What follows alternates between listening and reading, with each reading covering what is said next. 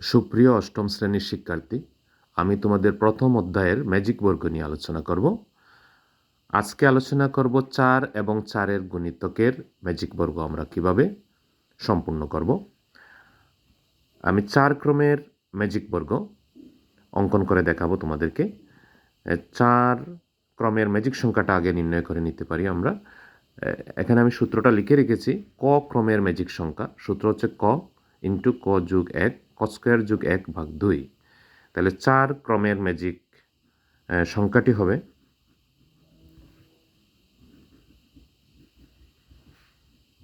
4 ক্রমের ম্যাজিক সংখ্যা হবে 4, 4-এর বর্গ যোগ 1/2।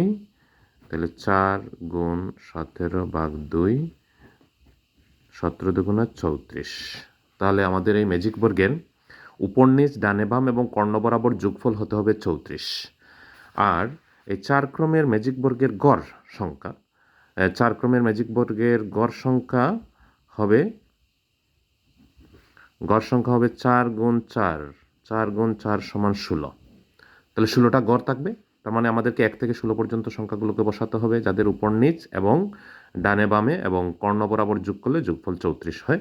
আমি এখন সেই 4 ক্রমের ম্যাজিক বর্গটি আঁকছি। বর্গটি আঁকার জন্য আমি রুল করা খাতা নিয়েছি, এতে করে বর্গ আঁকা খুব সহজ হয়ে যাবে। এখানে আমি 4টা সারি নেব, নিয়ে কলাম তৈরি করব। 1 2 3 4। তাইলে এই 4, এভাবে আমি এখন 4টি কলাম তৈরি করব। 1 2 3 4। এই হয়ে গেল আমার 4 ক্রমের এই যে ম্যাজিক বর্গটি। এই ম্যাজিক বর্গতে এখনও 16টি বর্গ আছে। এই 16টি বর্গ থেকে আমাকে 1 থেকে 16 পর্যন্ত সংখ্যাগুলোকে বসাতে হবে, যেন উপর নিচ ডানে বামে এবং কর্ণ বরাবর তাদের যোগফল সর্বদাই 34 হয়ে থাকে। এই 4 ক্রমের ম্যাজিক বর্গ তৈরি করার জন্য আমাকে প্রথমে এই যে বড় বর্গটির 4 কোণায় যে ঘরগুলো আছে, এই 4 ঘরে আমি 4টা বিন্দু বসাবো। আর মাঝে যে 4টা ঘর আছে, এই 4টা ঘরে আবার 4টা বিন্দু বসাবো। তাইলে এখানে মোট 8টা বিন্দু আমি বসিয়েছি। এখন আমি এখান থেকে এই 1 থেকে 16 পর্যন্ত সংখ্যাগুলো লেখা শুরু করব। প্রথমে যে ঘরে বিন্দু পড়েছে ওই ঘরে সংখ্যা লিখব, আর যে ঘরে বিন্দু পড়ে নাই সে ঘরে কোনো সংখ্যা বসাবো না বা কোনো অঙ্ক বসাবো না।